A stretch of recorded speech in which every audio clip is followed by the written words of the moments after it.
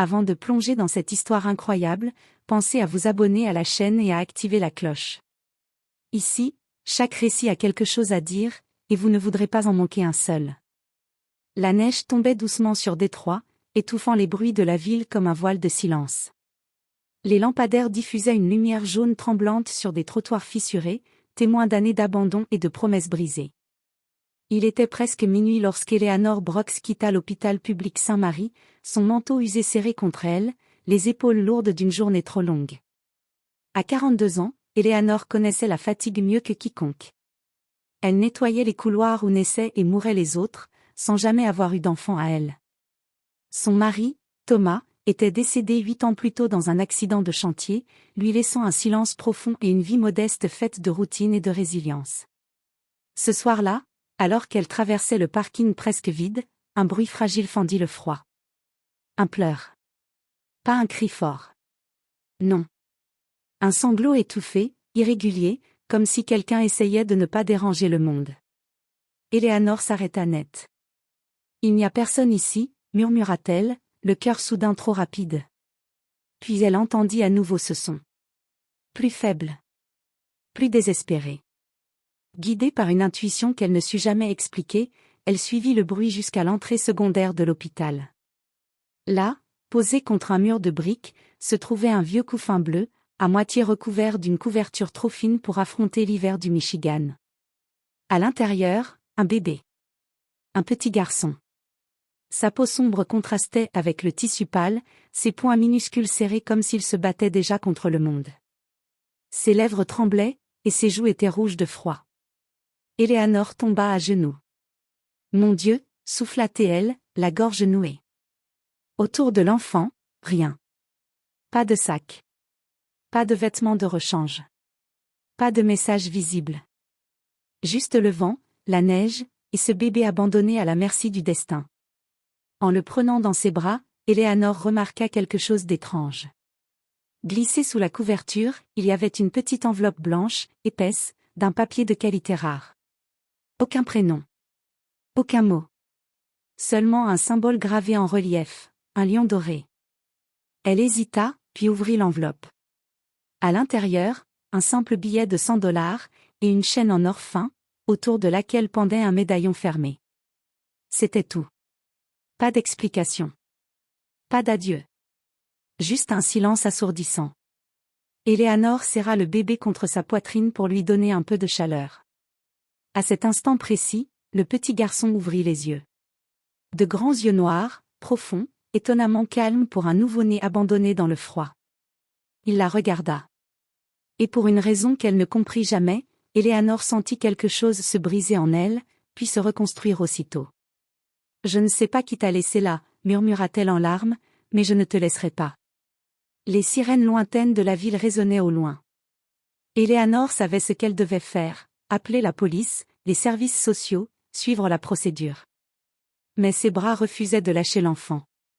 Cette nuit-là, sans le savoir, Eleanor Brooks venait de prendre une décision qui changerait à jamais sa vie.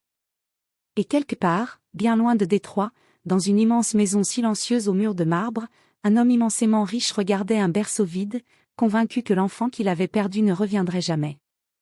Eleanor Brooks déclara l'enfant comme « trouvé » auprès des services sociaux. Elle suivit chaque procédure, chaque entretien, chaque visite obligatoire. Elle ne mentit jamais. Elle ne cacha rien. Pourtant, au fond d'elle, une certitude s'installait déjà, cet enfant ne repartirait pas. On lui donna un prénom provisoire, Daniel. Daniel Brooks. Ce nom, simple et modeste, résonna dans le petit appartement d'Eleanor comme une promesse fragile. Elle colla une feuille de papier sur le réfrigérateur où elle écrivit son prénom en lettres tremblantes, comme pour s'assurer qu'il existait vraiment. Les premiers mois furent difficiles. Eleanor dormait peu, travaillait toujours autant, comptait chaque dollar.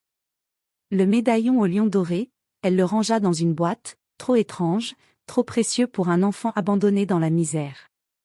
Elle se dit que, lorsqu'il serait plus grand, elle lui en parlerait. Mais le temps passa. Personne ne réclama Daniel. Aucune enquête ne remonta jusqu'à une famille. Aucun signalement ne correspondait. Après 18 mois, l'adoption devint officielle. Eleanor signa les papiers les mains tremblantes, consciente qu'elle venait de devenir mère, sans l'avoir jamais prévu. Daniel grandit dans un quartier rude, mais entouré d'amour. Eleanor n'avait pas grand-chose, mais elle avait une chose essentielle, une présence constante. Elle l'accompagnait à l'école, lui lisait des livres empruntés à la bibliothèque, lui apprenait à dire merci, à regarder les gens dans les yeux, à ne jamais avoir honte de ce qu'il était. Très tôt, Daniel se distingua. À 5 ans, il lisait déjà mieux que les enfants de 8 ans. À 7 ans, il posait des questions qui laissaient ses enseignants silencieux. Pourquoi certaines personnes ont tout, et d'autres rien? Pourquoi les gens partent sans dire au revoir? Eleanor ne savait pas toujours répondre. Alors elle faisait ce qu'elle savait faire de mieux, elle l'écoutait. Mais la vie ne fut pas tendre. À l'école, Daniel subit les moqueries. On se moquait de ses vêtements usés, de ses chaussures trop grandes, de l'odeur de produits ménagers qui semblait toujours l'accompagner, l'odeur du travail de sa mère. Un jour, à 9 ans, il rentra à la maison avec la lèvre fendue. « Je suis tombé », dit-il. Eleanor sut immédiatement que c'était un mensonge. Elle le soigna en silence, puis le prit dans ses bras. « Écoute-moi bien, Daniel, dit-elle doucement. Le monde essaiera souvent de te faire croire que tu vaux moins que les autres. Ne le crois jamais. Tu es déjà quelqu'un. » Ces mots s'ancrèrent profondément en lui. Les années passèrent. Daniel devint adolescent. Grand, réservé, d'une intelligence calme et profonde. Il travaillait après l'école pour aider Eleanor à payer les factures. Il refusait les bêtises faciles, les raccourcis dangereux du quartier. Une seule chose le troublait. Le médaillon. Un soir, alors qu'Eleanor faisait le tri de vieux papiers, Daniel le trouva par hasard. Il le prit dans ses mains, surpris par son poids et sa finesse. « Ça vient d'où » demanda-t-il. Eleanor pâlit. Elle s'assit lentement. « Je devais t'en parler depuis longtemps. » Elle lui raconta tout. La nuit. Le froid. Le couffin. Le lion doré. Daniel écouta sans interrompre, les yeux fixés sur l'objet. « Tu crois qu'ils reviendront un jour » demanda-t-il finalement. « Je ne sais pas » répondit Eleanor avec honnêteté. « Mais quoi qu'il arrive, tu es mon fils. » Daniel hocha la tête. Mais ce soir-là, seul dans sa chambre, il ouvrit le médaillon. À l'intérieur, une inscription gravée à peine visible. D.H. héritier légitime. Daniel referma le médaillon, le cœur battant. Sans le savoir, à cet instant précis, il venait de franchir la première porte d'un passé qui le rattraperait, bien plus tôt qu'il ne l'imaginait. À plus de 1000 kilomètres de Détroit, sur les hauteurs paisibles de Greenwich, Connecticut, se dressait une demeure que les journaux financiers surnommaient la Maison de Verre.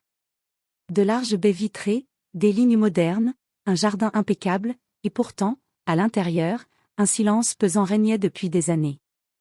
Cette maison appartenait à Richard Hale.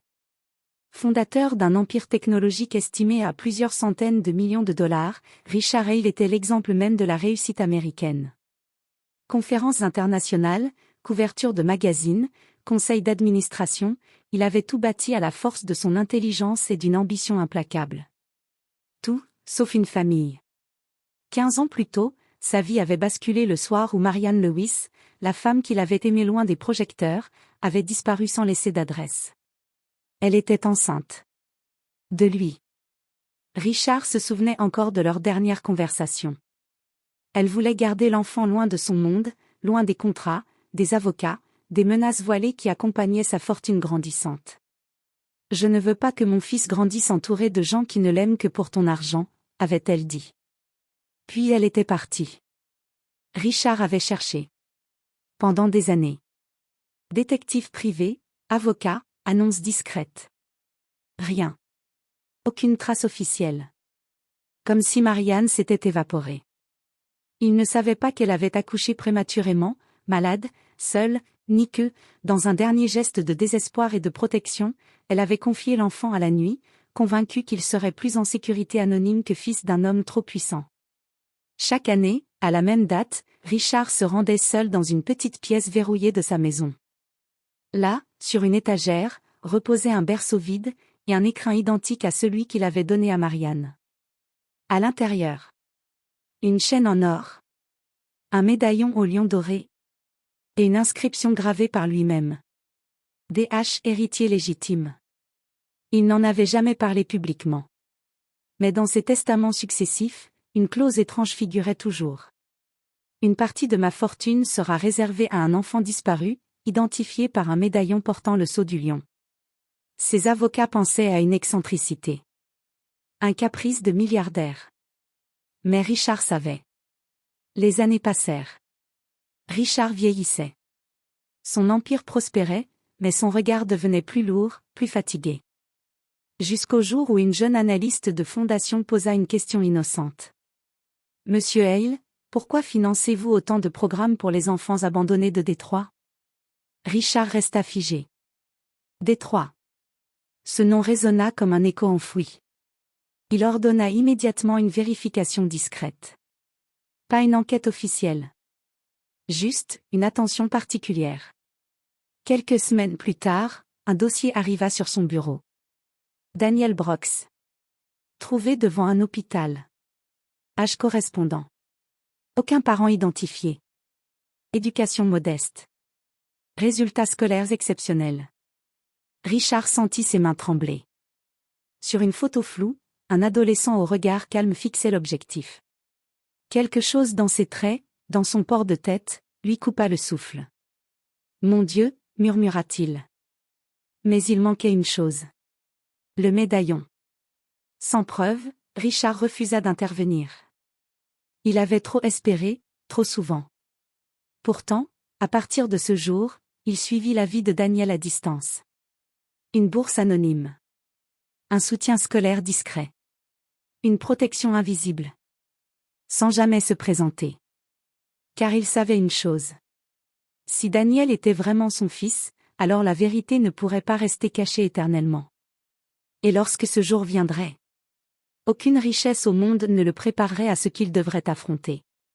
Daniel Brooks avait 22 ans lorsqu'il entra pour la première fois dans un immeuble dont le hall semblait plus grand que tout son quartier d'enfance réuni. Les murs de marbre reflétaient la lumière, les ascenseurs glissaient sans bruit, et les gens marchaient vite, sur deux, habillés de costumes impeccables. Il n'était pas là par choix. Une lettre officielle, marquée du sceau de la Fondation Hale, l'avait convoqué à New York pour une cérémonie de remise de bourse d'excellence. Daniel pensait à une erreur. Il avait étudié dur, oui. Mais il restait un étudiant discret, sans réseau, sans relation. Eleanor l'avait regardé lire la lettre, silencieuse. Va, lui avait-elle dit simplement. Quoi qu'il arrive, souviens-toi d'où tu viens. Daniel avait glissé le médaillon sous sa chemise, comme il le faisait toujours dans les moments importants. Dans la salle de conférence, des dizaines de jeunes talents étaient assis. Lorsque Richard Hale entra, un murmure parcourut la pièce. Daniel ne savait pas qui il était. Mais dès que leurs regards se croisèrent, quelque chose d'inexplicable se produisit. Richard s'arrêta. Le monde sembla ralentir. Ce jeune homme, cette posture, ce regard. C'était comme se voir à travers le temps. Daniel, troublé, baissa légèrement les yeux, mal à l'aise. Il n'aimait pas attirer l'attention. Pourtant, Richard ne le quittait plus du regard. Après les discours officiels, Richard s'approcha de lui. « Daniel Brooks ?» demanda-t-il d'une voix contenue. « Oui, monsieur. Je m'appelle Richard Hale. » Daniel hocha la tête, respectueux mais distant. « Vous portez quelque chose d'important autour du cou ?» demanda soudain Richard, presque à voix basse. Daniel se figea. « Pourquoi ?» Richard inspira profondément. « Parce que cela pourrait changer nos vies à tous les deux. » Un silence lourd s'installa entre eux. Daniel hésita, puis sortit lentement le médaillon. Dès que Richard le vit, son visage se décomposa. Le lion doré. L'inscription. Ses mains tremblaient. « Où avez-vous eu ça ?» demanda-t-il, la voix brisée. « On me l'a laissé quand on m'a abandonné. » Le mot frappa Richard comme un coup. Ils se retrouvèrent seuls dans un bureau vitré. Daniel raconta son histoire. L'hôpital. Eleanor. L'adoption. La vie simple, dure mais digne. Richard écoutait, incapable de parler. Je crois, murmura-t-il enfin, que je suis votre père. Daniel sentit le sol disparaître sous ses pieds. Non, dit-il fermement. Mon père, c'est la femme qui m'a élevé. Richard baissa la tête. Et elle a fait ce que je n'ai pas su faire. Des tests furent ordonnés. Discret. Rapide. Le résultat tomba 3 jours plus tard. Correspondance génétique, 99,99%. Richard pleura. Pas l'homme d'affaires. L'homme. Mais Daniel, lui, resta silencieux. Car une vérité venait d'éclater. Sans encore dire ce qu'elle détruirait ou réparerait. Daniel passa plusieurs jours sans donner de réponse à Richard Hale. Pas par colère. Par loyauté. Il retourna à Détroit, dans l'appartement modeste où chaque mur racontait un sacrifice. Éléanore l'attendait, assise à la table de la cuisine, comme si elle avait toujours su que ce moment arriverait un jour. Il posa le médaillon devant elle. « Il est mon père biologique », dit-il simplement. Éléanore ferma les yeux un instant. Une larme glissa, silencieuse, mais son visage resta calme. « Alors, il t'a enfin trouvé. » Daniel leva la tête, surpris. « Tu le savais ? » « Non, » répondit-elle. « Mais on ne confie pas un enfant à la nuit avec un bijou pareil sans une raison plus grande que la honte. » Elle prit ses mains. « Écoute-moi bien, Daniel. Tu ne me dois rien. Je t'ai élevé parce que je t'aimais. Pas pour être remercié. » Ces mots brisèrent la dernière résistance de Daniel. Quelques semaines plus tard, Éléanore reçut une invitation officielle. Papier épais. Encre élégante. Signature manuscrite. Richard Hale. La rencontre eut lieu dans la maison de verre. Éléanore, simple manteau et s'accusait, entra dans un monde qui n'était pas le sien. Richard l'attendait debout. Il s'inclina légèrement devant elle. « Vous avez élevé mon fils, » dit-il d'une voix grave. « Vous avez fait ce que je n'ai pas su faire. Aucun mot ne suffira. » Il proposa de l'argent. Une maison. Une sécurité à vie. Éléanore refusa. « Je n'ai jamais été pauvre, » dit-elle doucement. « J'avais Daniel. » Richard comprit alors. Ce n'était pas Daniel qui avait été sauvé cette nuit-là. C'était lui. Daniel fit un choix. Il accepta son père, mais refusa l'héritage immédiat. Il termina ses études. Créa plus tard une fondation portant 2 noms. Brooks et Hale. Une fondation dédiée aux enfants abandonnés, aux mères invisibles, à ceux que le monde oublie trop vite. Lors de l'inauguration, Daniel déclara devant la presse. « Je n'ai pas grandi dans la richesse. J'ai grandi dans l'amour. Et c'est cela qui m'a rendu libre. » Éléanore, assise au premier rang, souriait. Le lion doré brillait autour du cou de Daniel. Mais désormais, il ne représentait plus un héritage caché. Il symbolisait une vérité simple et puissante. Le sang fait naître. L'amour fait devenir.